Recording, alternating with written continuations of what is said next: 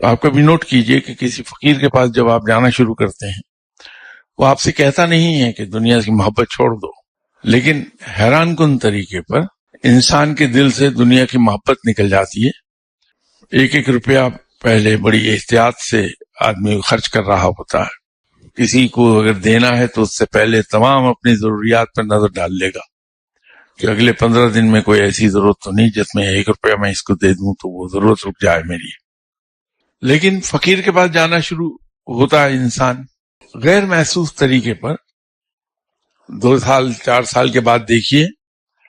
کہ اس کو احساس ہی نہیں ہوتا کہ مجھ سے کون کیا لے گیا، میں نے کسی کو کیا دے دیا، میری ضروریات کا کیا بنے گا۔ اس کے لیے روٹین بن جاتا ہے، آدمی آیا ضرورت کا اظہار کیا، چپ چاپ جو ہے پکڑا دیا، لے لیجیے۔ یہ محبت نکل گئی دل سے آپ کے۔ ہمارے یہاں جائیداد پر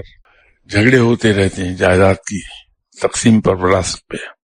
ایک سگے بھائی ایک دوسرے پہ مقدمے کر دیتے ہیں، بہن بھائی مقدمے کر دیتے ہیں، لیکن کسی فقیر کو آپ نہیں دیکھیں گے کبھی، مقدمہ تو بہت دور کی بات ہے کہ وہ ذکر بھی کر جائے اپنے بہن بھائیوں سے کہ باپ کی وراثت میں میرا بھی حصہ ہے، بڑے خوش دلی سے کہتا کہ مجھے نہیں چاہیے، میری طرف سے تمہیں تحفہ رکھ لو جاؤ۔ لیکن اس کا نتیجہ کیا ہے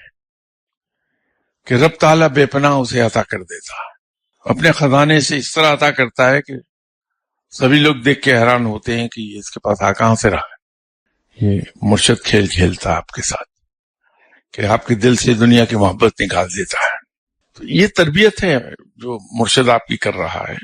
لیکن بعض کا سچویشن ایسی سے واسطہ پڑ جاتا ہے کہ فقیر کے پاس آنے والا آدمی اگر اس کے ذہن میں ہے کہ وہ بڑا آدمی ہے تو جو ہی پہلی ڈانٹ پڑی مرشد سے،